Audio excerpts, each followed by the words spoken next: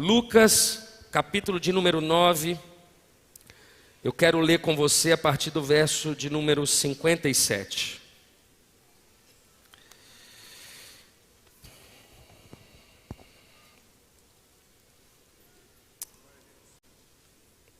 Acompanhe o texto comigo, por favor.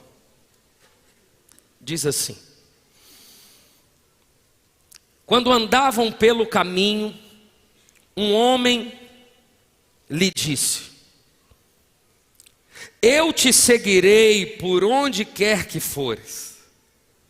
Jesus respondeu: as raposas têm suas tocas, e as aves do céu têm os seus ninhos, mas o Filho do Homem não tem onde repousar a cabeça. A outro disse: siga-me. Mas o homem respondeu: Senhor, deixa-me ir primeiro sepultar meu pai.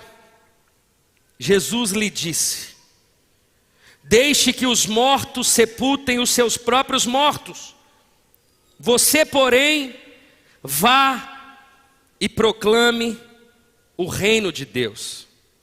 Ainda outro disse: vou seguir-te, Senhor, mas deixa-me primeiro voltar e despedir-me da minha família. Jesus respondeu: ninguém que põe a mão no arado e olha para trás é apto para o reino de Deus. Curve a sua cabeça por um instante, feche os seus olhos e vamos orar. Pai, essa é a tua palavra. E é com muito temor que mais uma vez nos achegamos a ela a fim de extrair, de receber aquilo que o Senhor tem. Essa manhã, ela foi sonhada pelo Senhor. O Senhor sabe exatamente quem está aqui nesse auditório. O Senhor sabe exatamente quem nos acompanha pela internet, pela TV e pela rádio.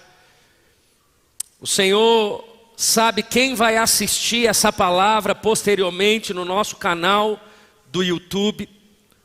O Senhor é soberano e sabe de todas as coisas. Por isso, nós oramos para que de uma forma tão especial, nessa manhã, o Senhor fale aos nossos corações, do menor ao maior, do mais novo ao mais velho, daquele que está aqui na primeira fileira, aquele que está lá na última, aquele que está na segunda galeria, aquele que está, Senhor, nas laterais. Fala em cada coração, a começar de mim, dos meus irmãos que estão aqui no altar nessa manhã, e que desde já o Senhor receba toda a honra, toda a glória e todo o louvor dessa palavra, desse culto e de toda a nossa vida. Nós oramos em o nome de Jesus. Amém e amém. Não olhe para trás, é o tema dessa palavra. Bom, é um texto muito conhecido por todos nós, principalmente pelo último verso que foi lido, que nos dá o tema nessa manhã a respeito dessa palavra. Essa perícope, essa história que também está relatada no Evangelho de Mateus, de uma forma mais encurtada no capítulo de número 8, mas que em poucos versos a palavra do Senhor tem a capacidade de nos ensinar tanto a respeito daquilo que Jesus está ensinando aqueles que estão nessa narrativa. Pessoas que estão sendo chamadas, o mestre da lei, que está dizendo a Jesus aqui algumas palavras, aos discípulos que estão acompanhando esse momento final de Jesus em sua trajetória até a crucificação. A mim e a você, como leitores e crentes em Cristo Jesus, que pela soberania de Deus, o Senhor nos permite ter fôlego de vida a receber e a ler o texto e a receber a palavra nessa manhã. Jesus está ensinando e está tratando com muita gente e com muitos públicos nessa manhã, nesse texto. Bom, é interessante compreendermos que esse texto, Jesus está numa série de tratativas com os seus discípulos. Jesus tinha descido do Monte da Transfiguração, ele estava com 3 discípulos. Quando ele desce, ele encontra um pai desesperado, porque o seu filho estava possesso. Os 9 discípulos que haviam ficado no vale estavam discutindo teologia. Jesus, ele percebe aquela cena, ele liberta aquela criança, ele salva aquele pai. Jesus usa daquilo para ensinar os discípulos, afinal, eles haviam sido reprovados com as suas ações. Mais uma vez, Jesus, ele reprova os discípulos no texto posterior, quando ele encontra os discípulos brigando para ver quem seria o maior. E mais uma vez eles são reprovados. Jesus, mais uma vez, percebe nos discípulos um coração tão distante da sua vontade. Afinal, no texto posterior ao texto da narrativa que fala sobre quem seria o maior, ou da discussão entre eles, eles são reprovados naquele povoado samaritano. E agora, Jesus traz um dos maiores ensinamentos a respeito da sua missão, ou da responsabilidade de um crente. A postura após a chamada, ao chamamento. Uma coisa é ouvir, outra coisa é obedecer. Uma coisa é um pai dizer algo para o filho, outra coisa é a postura após a chamada. E é isso que Jesus está nos ensinando nessa manhã. Entenda que é um mestre da lei quem diz a Jesus. Quando andavam pelo caminho, um homem lhe disse: eu te seguirei por onde quer que fores. Ainda no campo da introdução, eu quero trazer duas coisas para introduzir os pontos que eu quero trazer nessa manhã. É um mestre da lei quem está dizendo isso a Jesus: eu te seguirei por onde quer que fores. Irmãos, por trás dessas palavras existe algo que Jesus está percebendo, que é as motivações. Eu irei, eu te seguirei por onde quer que fores. As palavras são muito bonitas. A frase nos chama a atenção. Essa frase que é uma oração: Senhor, eu te seguirei por onde quer que você for. Eu irei com você. Mas a motivação do mestre da lei não era uma motivação que agradava a Jesus. As nossas palavras, como nós pregamos há 2 semanas atrás a respeito de palavras vazias, elas devem ser somadas de vida, de humildade, de conduta, de ações, de uma motivação certa. Ele conhecia a lei, ele sabia de muitas coisas, ele conhecia muitas coisas, mas lhe faltava conhecer o coração de Jesus. Irmãos, quantos nós assistimos e percebemos nas nossas redes sociais e em tantos lugares pessoas que conhecem a palavra de capa a capa, são mestres na palavra, teólogos, mas lhe faltam vida. Eu amo a teologia, eu amo estudar a palavra, eu incentivo os pastores aqui a estudarem a palavra, principalmente aqueles que têm o chamado de mestre, mas de nada vale se a teologia não for somada de vida, de amor ao Senhor e de amor ao próximo. De nada vale. As palavras eram bonitas, o conhecimento era ilibado, mas a motivação era errada. Outra coisa que me chama a atenção, ainda no campo da introdução, é apenas uma lembrança a você de que não somos nós que escolhemos a Jesus, mas é Ele que nos escolhe. É Ele que nos chama.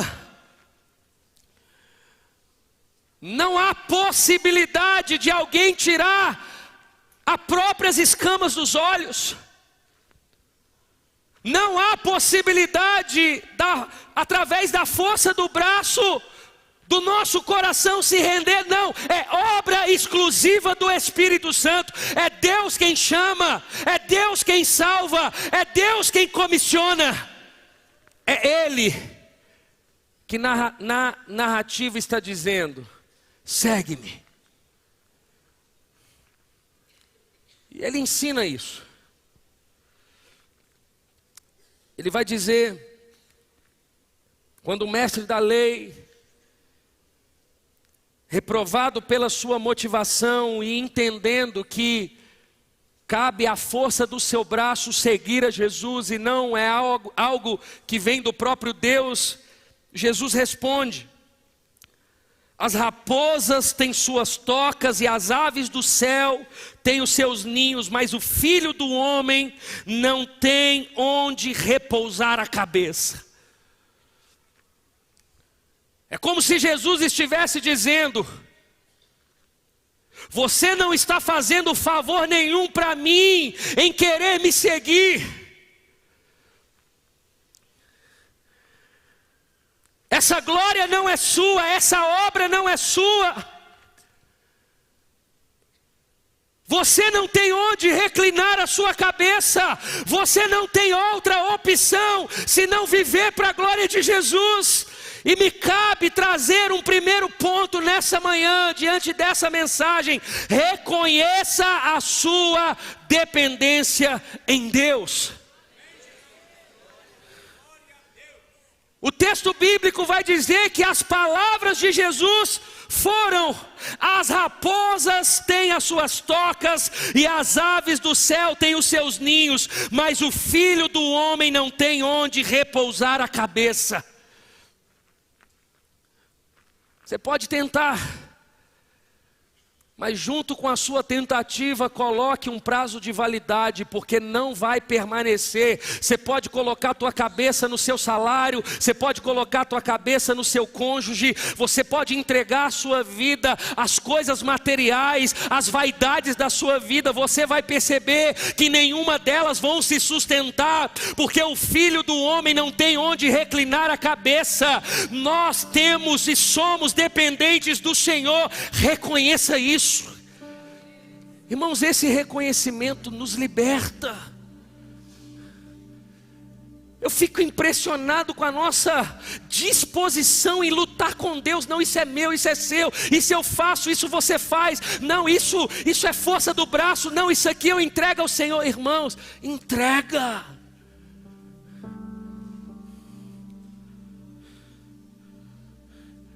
Reconheça a sua dependência. Se tirar Jesus da sua vida, sabe o que sobra? Nada.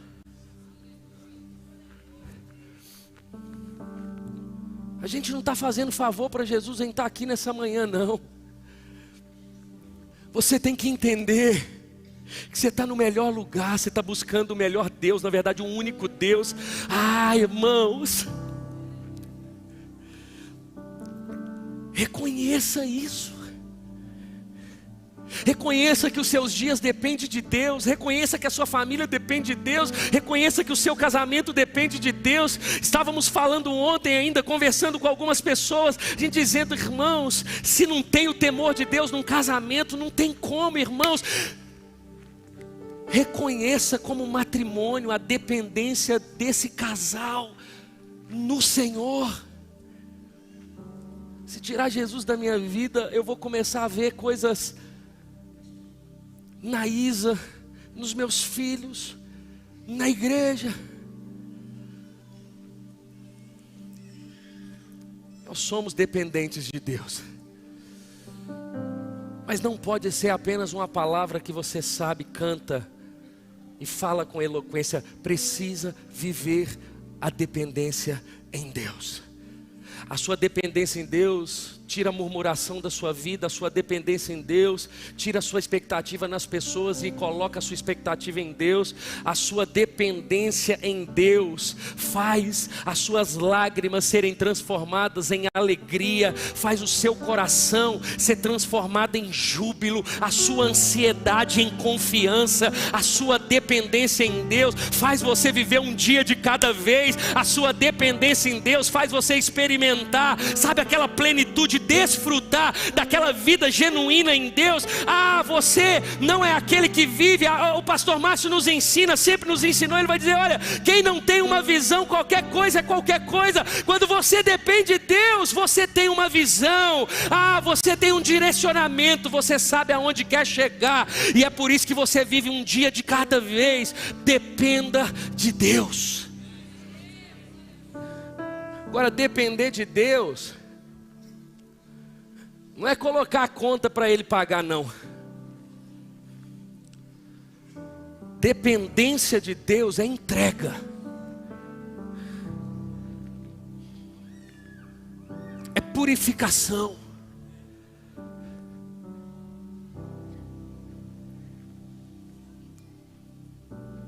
É Jesus não ser apenas o Salvador, mas o Senhor. Dependa de Deus. O texto diz assim, verso 59, a outro disse, siga-me. Mas o homem respondeu, Senhor, deixe-me primeiro sepultar o meu pai. Jesus lhe disse, deixe que os mortos sepultem os seus próprios mortos, você porém vai e proclame o reino de Deus.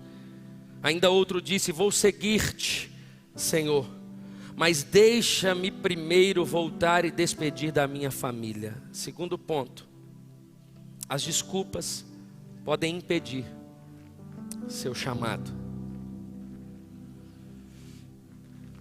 Irmãos,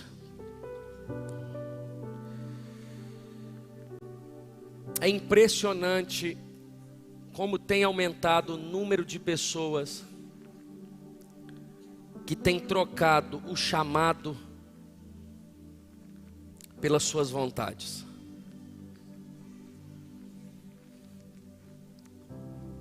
Ou pessoas que apresentam como se fosse vontade de Deus, mas são vontade delas mesmas.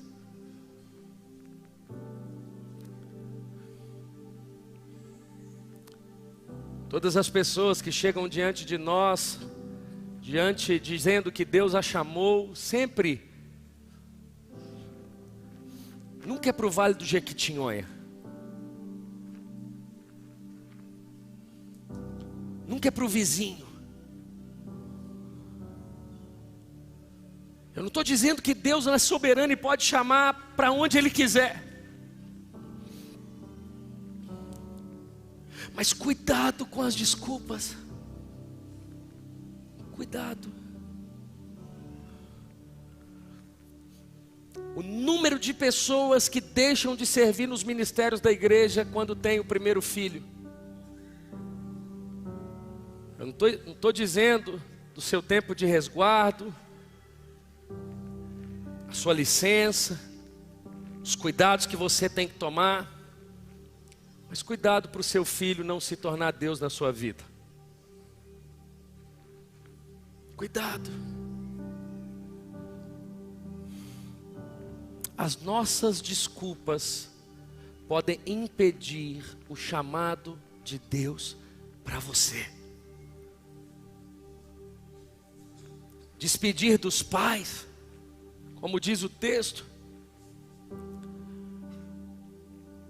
não era ir e dizer: pai, estou indo, tchau, e seguir a vontade de Deus, não.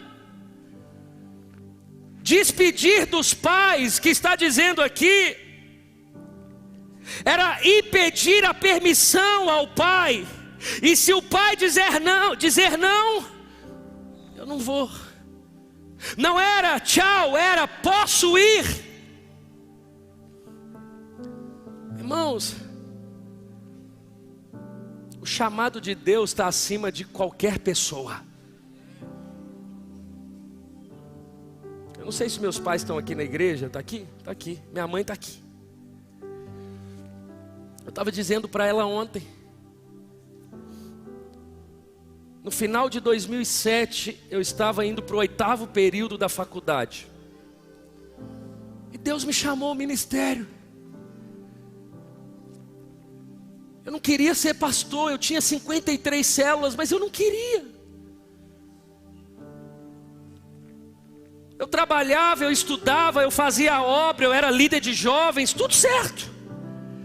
Mas Deus mandou. E eu me lembro, irmãos, que eu fui largar tudo. Eu fui conversar com a minha mãe falou assim: eu não concordo. Você vai deixar seu salário para você ter uma ajuda de custo de R$500? Você está formando na faculdade, você vai perder tudo? Mas havia uma convicção que era um chamado de Deus. Não era emoção, não era ilusão, não era uma palavra ao vento, era Deus.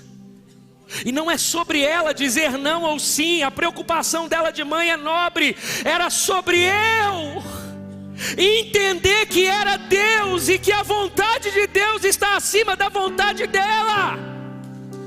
Não é sobre ela, é sobre mim. É sobre a sensibilidade de ouvir a vontade de Deus.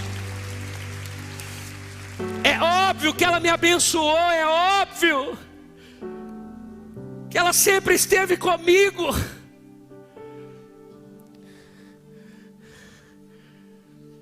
Não é sobre os pais desse que iria despedir, era sobre ele colocar a vontade dos seus pais acima da vontade do Senhor.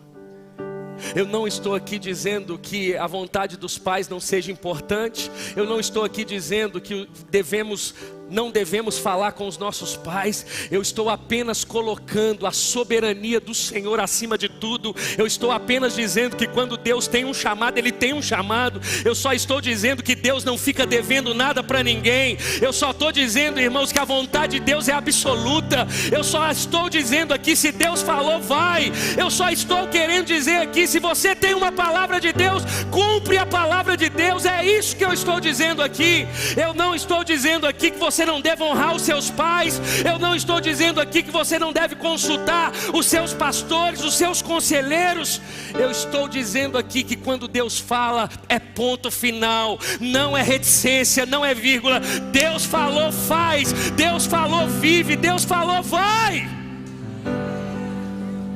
Se é Deus que falou, faça. Faça. Não tem desculpa, irmãos. Para. Eu não posso, eu não quero, eu não concordo. Olha para a cruz.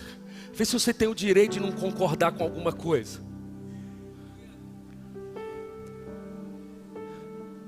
Se eu tenho o direito de dizer não. Não, Jesus, depois, quem sabe ano que vem, depois, irmãos, eu estou aqui nessa manhã para despertar ministérios, eu estou aqui nessa manhã para despertar a igreja. Não adianta eu e você vir no domingo de manhã e ter essa atmosfera maravilhosa de igreja, a igreja cheia, você vem, você sai alimentado, se não for para você pregar o evangelho fora daqui, se não for para você colocar a palavra de Deus como prioridade na tua vida, se não for para você abrir a sua casa para liderar um GC, se não for para você ser usado por Deus no seu trabalho, de nada vale.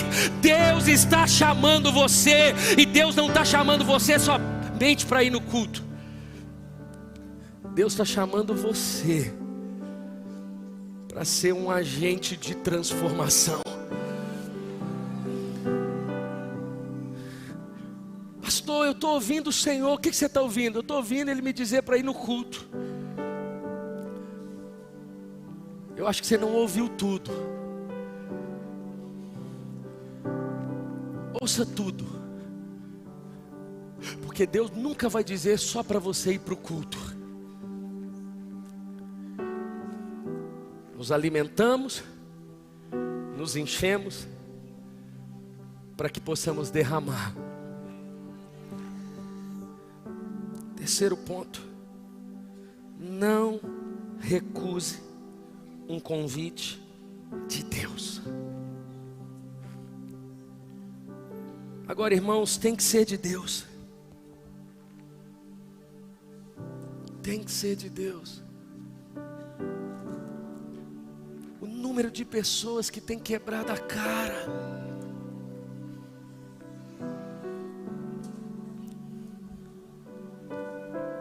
Pastor, está lá no campo, está sofrendo, está passando fome.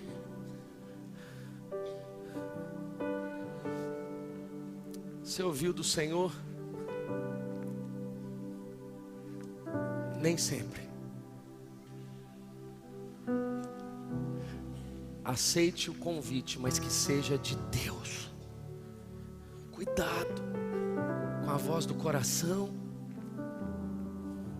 Cuidado com a proposta e não com o propósito. Cuidado.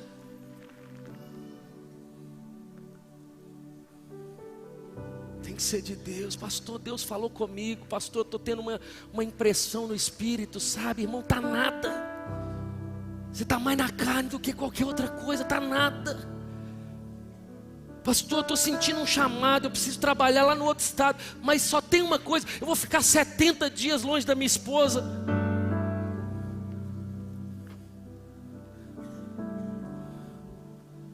Pastor, só tem um detalhe. Irmãos, quando fala só tem um detalhe, cuidado. Esses dias atendendo um pastor, eu falei: volta logo, a não ser que você me diga que tem uma palavra de Deus. Ele: eu não tenho, eu vim apenas para obedecer ao meu líder. Eu falei: volta logo. Passando fome, esposa e filhos aqui em Belo Horizonte, esposa doente.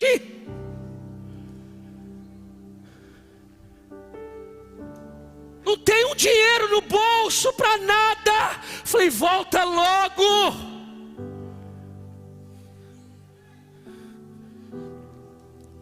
Voltou.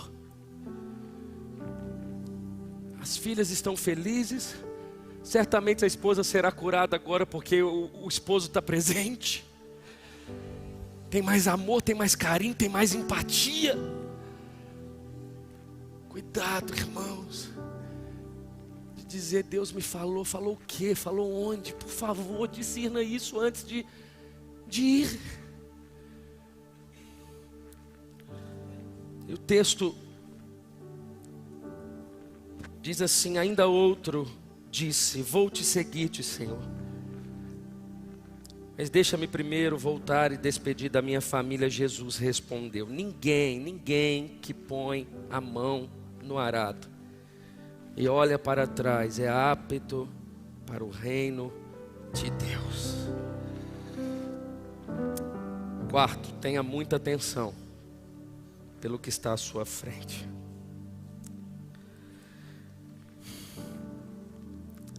Arado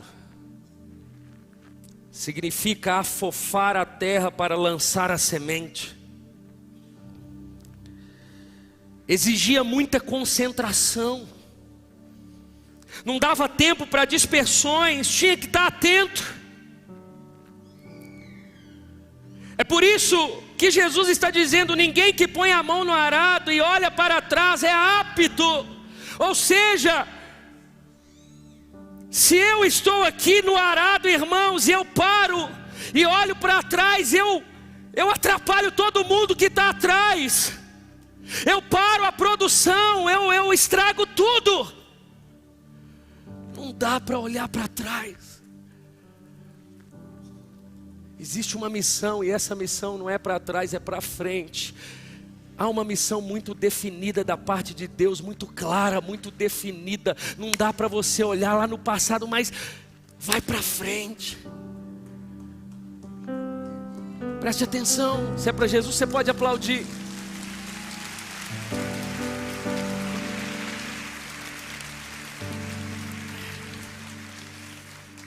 Estávamos ontem, eu e a Isa, tratando de uma situação tão delicada, de uma criança, de um adolescente, 12, 13 anos, que colocou fogo no seu próprio corpo. A família estava aqui na igreja, irmãos.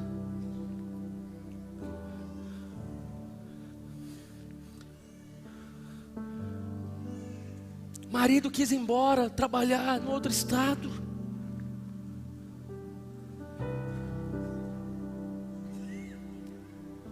A família não o acompanhou, o casal separou. Os filhos cresceram diante dessa realidade, cheios de depressão. Os pais desviaram. E no dia de ontem, um adolescente tirou a sua própria vida.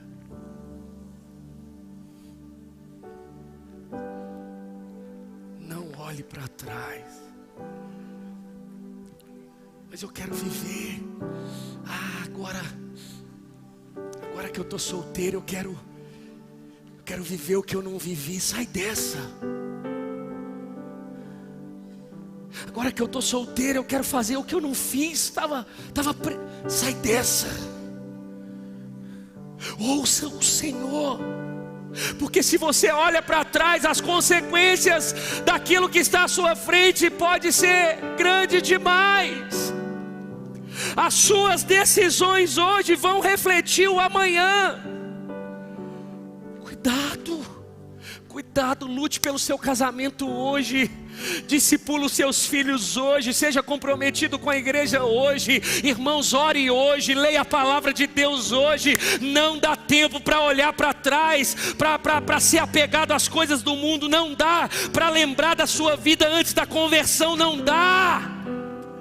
Você só tem uma direção, os pés de Jesus. Você só tem uma direção, buscar a glória de Deus. Você só tem um caminho, viver para a glória de Deus. Só tem esse caminho. Eu vejo tanta gente tomando decisão hoje. Eu falei, meu Deus, daqui 5 anos ele vai perceber. Daqui 10 anos, cuidado.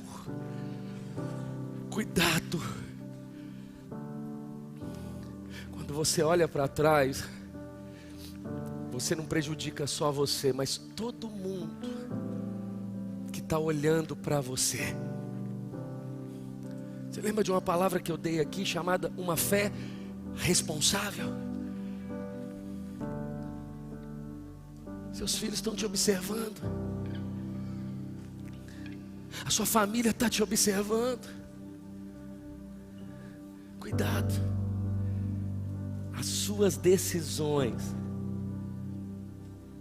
pode trazer uma conta muito cara daqui a algum tempo. Por isso que Jesus disse: não dá.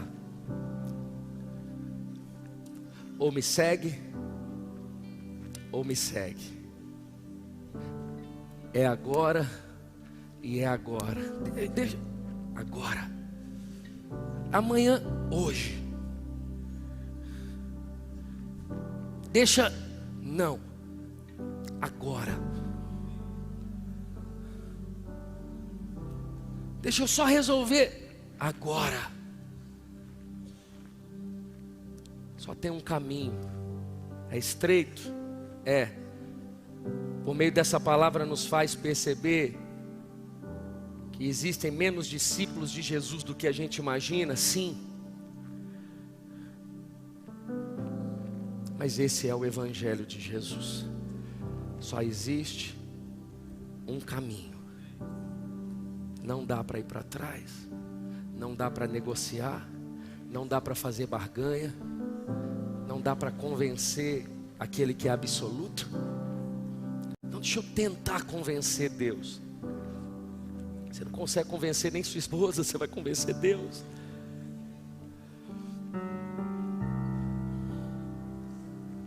Se entregue totalmente a Jesus.